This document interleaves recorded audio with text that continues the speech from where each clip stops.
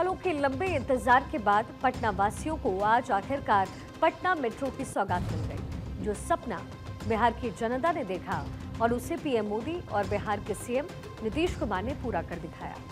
CM Nitish ने आज Patna metro के फर्स्ट फेज का लोकार्पण किया। इस ऐतिहासिक पल का पूरा पटना गवाह बना है। तो वहीं बिहार सरकार ने पटना के लोगों को तकरीबन 25 करोड़ का बम्पर गिफ्ट भी दिया है।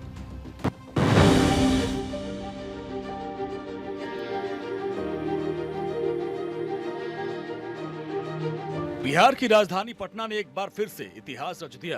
लंबे इंतजार के बाद आखिरकार देश की राजधानी दिल्ली, मुंबई, कोलकाता, बेंगलुरु और लखनऊ की तरह बिहार की राजधानी पटना में भी मेट्रो अब रफ्तार भरेगी। पटना में मेट्रो का उद्घाटन किया क्या? बिहार चुनाव से ठीक पहले मुख्यमंत्री नीतीश कुमार ने भव्य अंदाज में पटना को मेट्रो की सौगात दी। सीएम नीतीश कुमार ने मेट्रो डिपो से लेकर भूतनाथ स्टेशन तक सफर भी किया। ये वही सफर था जिसका पटना कई सालों से इंतजार कर रहा था।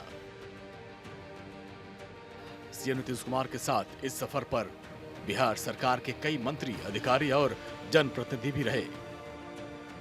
इस खास मौके पर बिहार की बेटी स्वाति मौर्य ने ट्रेन की कमान को संभालते हुए मेट्रो को रवाना किया। ये दृश्य सीएम नीतीश कुमार के महिला सशक्तिकरण के विजन का प्रतीक बन गया। मुख्यमंत्री ने आज पटना मेट्रो के फर्स्ट फेज का लोकार्पण किया। इस ऐतिहासिक पल के गवाह हजारों लोग बने, जो मेट्रो की पहली झलक पाने के लिए सड़कों और स्टेशनों पर उमड़ पड़े। पटना मेट्रो में आपका स्वागत है कि उद्घोष के साथ ही पटना मेट्रो का आगाज आज से हो गया है।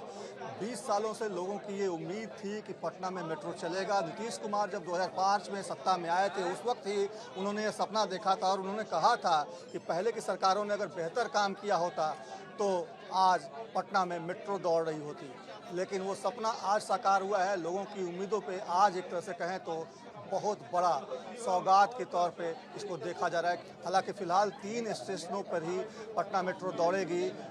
ये प्रायोरिटी कॉरिडोर के तौर पर भूतनाथ, 0 माइल और पाटलिपुत्रा बस अड्डा, जिसको ISBT भी कहते हैं, इनके बीच में पटना मेट्रो दौड़ेगी। और ये तमाम जो इलाके हैं, एक तरह से कहा जाए तो पटना का बाहरी इलाका है, जहाँ से पटना शहर में आना काफ़ी मुश्किल होता था। तमाम जो लोग हैं वो काफ़ी उत्साहित हैं। हालांकि मीडिया ट्रायल फिलहाल कराया जा रहा है और मीडिया ट्रायल के बाद आम लोगों के लिए मेट्रो सुपुर्द कर दी जाएगी। पहले फेज की शुरुआत के साथ मेट्रो सेवा ISBT से 0 माइल और भूतनाथ स्टेशन तक संचालित होगी। हर 20 मिनट पर यात्रियों को मेट्रो मिलेगी। हर 20 मिनट पर हर स्टेशन पर मेट्रो सेवा उपलब्ध होगी। प्रतिदिन 40 से 42 चक्कर लगाएगी मेट्रो। महिलाओं और दिव्यांगों के लिए आरक्षित सीटें। हर कोच में मोबाइल और लैपटॉप चार्जिंग की सुविधा। सभी दरवाजों के पास पैनिक बटन की व्यवस्था। डिस्प्ले बोर्ड पर अगले स्टेशन का लाइव अपडेट मिलेगा। मंगलवार से ये मेट्रो सेवा आम यात्रियों के लिए शुरू हो जाएगी और इसके साथ ही पटना के सफर में एक नया, आधुनिक और पर्यावरण सुरक्षित अध्याय जुड़ जाएगा। और बिहार की जनता ने 20 सालों का सपना पूरे होने पर कैसे खुशी का इजहार किया, वो भी आप सुनिए। बड़ा दिन है पूरे बिहार के लिए, पटना के लिए नहीं। बिहार के लोग दिल्ली जाते थे, मुंबई जाते थे, लखनऊ जाते थे, कोलकाता जाते थे, तो देखते थे मेट्रो स्टेशन। उस वक्त मतलब कोई सोचता भी नहीं था कि पटना में भी ये चीज़ें होंगी, और आज ये चीज़ें हैं। और जब हम मेट्रो स्टेशन के ऊपर थे तो ये फील आ रहा था कि दिल्ली में है। जून 2014 में पटना मेट्रो परियोजना को हरी झंडी मिली थी, जिसका निर्माण 5 चरणों में कराने का प्रस्ताव पारित किया गया। पटना मेट्रो प्रोजेक्ट में बिहार और केंद्र सरकार दोनों के साथ साथ जापान इंटरनेशनल कोऑपरेशन एजेंसी यानी JICA की भी भागीदारी रही है। 17 फरवरी 2019 को प्रधानमंत्री मोदी ने पटना के पहले मेट्रो रेल कॉरिडोर का शिलान्यास किया। 18 फरवरी 2019 को पटना मेट्रो रेल कॉरपोरेशन की स्थापना की गई। Patna metro rail corporation limited यानी PMRCL को पटना मेट्रो प्रोजेक्ट को पूरा करने की जिम्मेदारी दी गई। इस प्रोजेक्ट में DMRC को सलाहकार बनाया गया। 4 मार्च 2019 को Patna metro rail corporation limited ने पटना केंद्र भवन में अपना ऑफिस खोला। जनवरी 2022 में L&T कंपनी ने पटना मेट्रो के फेज 1 के कॉरिडोर 2 के डिजाइन और निर्माण के लिए मेट्रो ऑपरेटर DMRC से ऑर्डर हासिल किया। एक तरफ मुख्यमंत्री नीतीश कुमार ने पटना मेट्रो की सौगात दी, तो वहीं बिहार सरकार की तरफ से पटना के लोगों की सुविधाओं को लेकर करीब 25 करोड़ का बम्पर गिफ्ट भी दिया गया। सीएम ने अलग अलग परियोजनाओं का शिलान्यास किया। इन परियोजनाओं के जरिए पटना में यातायात व्यवस्था सुनिश्चित हो जाएगी। इसके साथ ही घनी आबादी वाले इलाके साफ और सुंदर हो सकेंगे। शहर के 18 से अधिक वार्डों में बुनियादी ढांचों को बेहतर बनाने के लिए अलग अलग परियोजनाओं का शिलान्यास किया गया।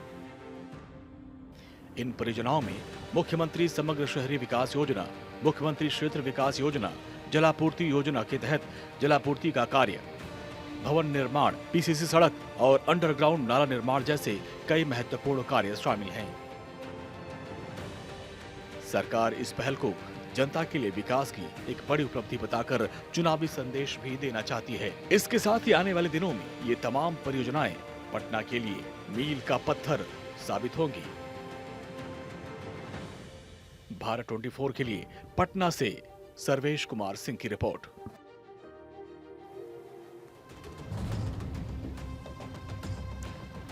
देखिए, बिहार की सियासत में इस वक्त बयानबाजी का जो पारा है वो चढ़ा हुआ है। पश्चिम चंपारण से बीजेपी सांसद संजय जायसवाल ने जन स्वराज अभियान चला रहे पीके यानी प्रशांत किशोर को लेकर के बड़ा बयान दिया। साथ ही जेल भिजवाने की बात भी कर डाली। उधर प्रशांत किशोर बिहार के गांव-गांव घूमकर जन स्वराज की तैयारी में जुटे हैं, बिना किसी पार्टी के झंडे के, लेकिन एक राजनीतिक मिशन के साथ। और यही बात शायद मौजूदा नेताओं को चुभ रही है।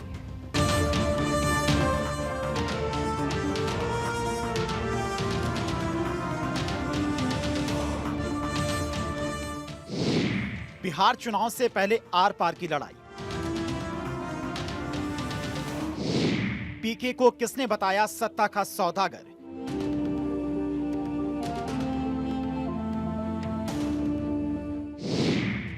पीके बनाम बीजेपी, बिहार में नई सियासी जंग।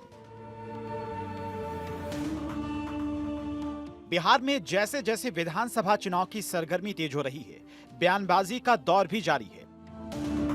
चुनाव से पहले बेतिया से सियासी तूफान उठा तो निशाने पर आ गए जन स्वराज के संस्थापक प्रशांत किशोर यानी पीके। वही पीके जिन्होंने देश की कई बड़ी पार्टियों के लिए चुनाव जीत की स्क्रिप्ट लिखी, अब वो खुद मैदान में हैं। पीके बिहार विधानसभा चुनाव में अपनी पार्टी जन स्वराज की जमीन तैयार करने में जुटे हैं, लेकिन इस बीच पीके बीजेपी के निशाने पर आ गए हैं। बेतिया से बीजेपी सांसद संजय जायसवाल ने रक्सौल में कुल 24 करोड़ से ज्यादा की योजनाओं का शिलान्यास किया, लेकिन पीके के आरोपों पर बेहद तीखे अंदाज में पलटवार किया और आरोप लगाया कि प्रशांत किशोर ने राजनीति को कारोबार बना दिया है। तो वहीं पीके को जेल भिजवाने तक की बात कह डाली। जायसवाल ने प्रशांत किशोर को सत्ता का सौदागर भी बताया। ऐसा व्यक्ति जो कि खुद एक तरफ लिखित में दे और दूसरे तरफ आरोप लगाए, वैसे व्यक्ति से कोर्ट में ही निपटा जाता है। मैंने आपराधिक मुकदमा भी उन पर किया है और 125 करोड़ का मानहानि का भी मुकदमा किया। मैं निश्चित जीतूंगा क्योंकि मैं सच बोलता हूं। संजय जायसवाल ने बेतिया में आयोजित एक सार्वजनिक रैली में प्रशांत किशोर पर एक के बाद एक कई हमले बोले। संजय जायसवाल एक तरफ पीके पर तीखे हमले कर रहे थे, तो वहीं रैली में मौजूद कार्यकर्ता उनके बयान पर तालियां बजा रहे थे। प्रशांत किशोर एक के बाद एक बीजेपी नेताओं के निशाने पर हैं। पीके को सत्ता का सौदागर बताने वाले संजय जायसवाल ने इससे पहले पीके पर झूठे आरोप लगाने के मामले में 125 करोड़ की मानहानि का केस ठोका था। तो वहीं बिहार सरकार में मंत्री अशोक चौधरी ने प्रशांत किशोर पर 100 करोड़ का मानहानि का केस दर्ज कराया था, क्योंकि पीके ने अशोक चौधरी पर 200 करोड़ घोटाला और जमीन की हेराफेरी का आरोप लगाया था। उधर प्रशांत किशोर इस वक्त बिहार के गांव-गांव में घूमकर जन स्वराज की तैयारी में जुटे हैं, बिना किसी पार्टी के झंडे के, लेकिन एक राजनीतिक मिशन के साथ।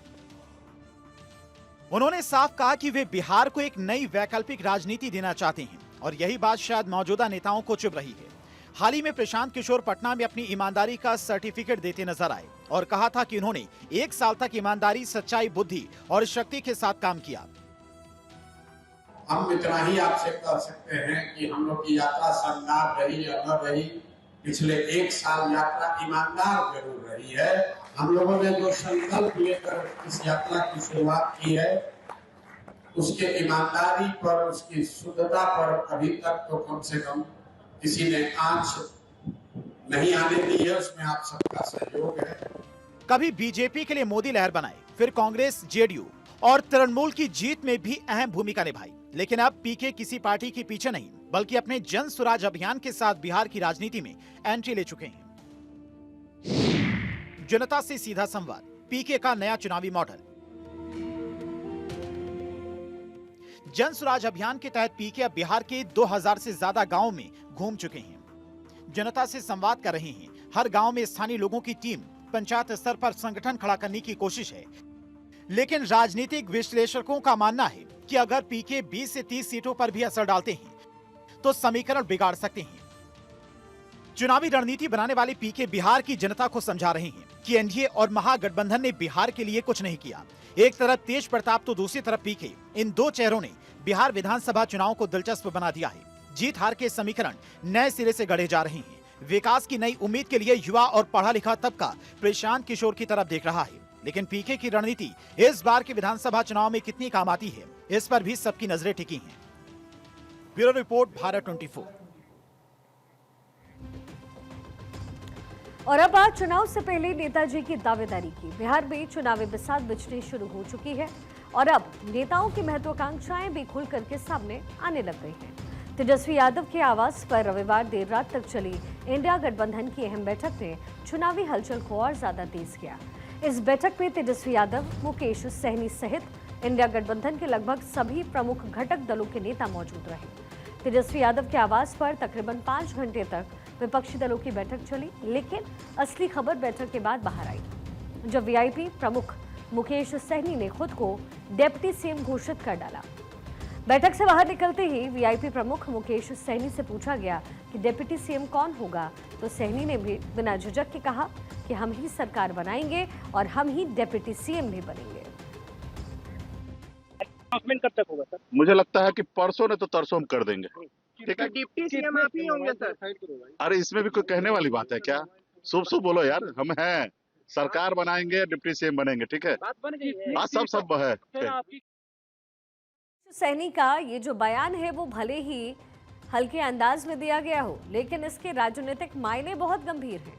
सहनी की वीआईपी पार्टी का जनाधार सीमित है, लेकिन कई सीटों पर उनका जो प्रभाव है वो माना जाता है, खासकर निषाद समाज में। बीते चुनाव में मुकेश सहनी एनडीए के साथ थे और अब तेजस्वी यादव के हैं, और शायद इसी समीकरण के दम पर उन्होंने डिप्टी सीएम बनने की जो खुली इच्छा है वो भी यहाँ पर जाहिर कर दी है।